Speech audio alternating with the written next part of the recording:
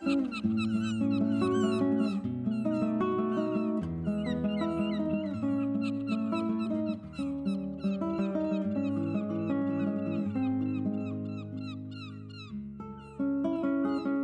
est un lieu unique à l'extrémité méridionale de la Corse, un bout de terre consacré, perché entre ciel et mer, le cimetière Saint-François de Bonifacio.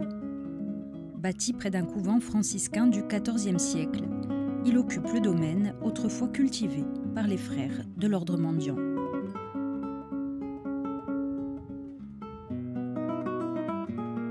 On est dans la partie des jardins du couvent et qui était complètement entourée par un bosque. C'était du maquis, en fait, du maquis-eau, où les bonifaciens prenaient plaisir à se promener. C'est en 1823 que le cimetière de Bonifacio est édifié. Un décret impérial impose sa création. Pour des raisons d'hygiène, il faut désormais enterrer ses morts loin des villes. Construite à partir de la seconde moitié du XIXe siècle, de nombreuses chapelles sont aujourd'hui encore debout, comme cette sépulture, la plus ancienne de Saint-François. C'est la tombe des Haïcards qui date de 1866. Et on voit quand même qu'il y avait un soin tout particulier qui était apporté à ces tombes, avec de la polychromie. On a cette frise bleue, on a en toiture un dôme avec des tuiles qui étaient vernissées.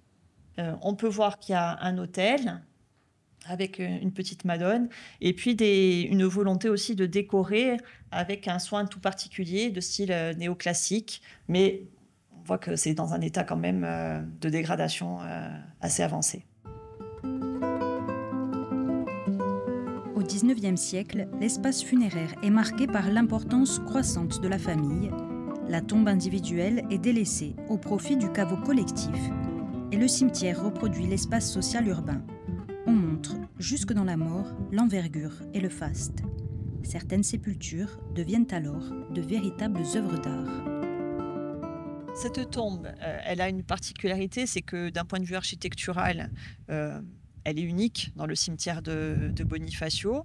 Elle est entièrement réalisée en marbre de Carrare. C'est le seul monument historique du cimetière de Bonifacio et fait l'objet actuellement d'une restauration par la famille. L'architecture des lieux illustre les années qui passent, avec des différences de matériaux, de style ou d'inspiration. Et les formes des chapelles elles-mêmes évoquent les parcours, parfois très exotiques, des défunts. Nous sommes devant la tombe de M. Castel, dit Castelli Pacha, qui a fait sa carrière dans l'administration en Égypte. Ça représente un petit peu justement son parcours de vie, puisqu'on a un obélisque en granit, bien massif, qui surplombe une crypte, un plan de croix.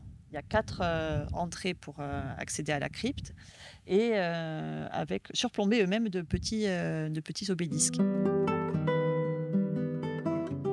Symbole d'une époque, d'une histoire et d'une tradition méditerranéenne où le culte des morts occupe une place de premier ordre, le cimetière conserve aujourd'hui encore une importance capitale pour les bonifaciens. Face à la fronde de ses administrés, le maire a même dû renoncer à un projet de nouveau cimetière pour la commune et proposer un réaménagement innovant du site de Saint-François. C'est l'âme de Bonifacio, c'est une identité forte et je l'ai vu à ce moment-là. En tout cas, je peux vous dire que ça a suscité au sein du conseil municipal le fait d'aller faire un cimetière ailleurs, beaucoup de discussions.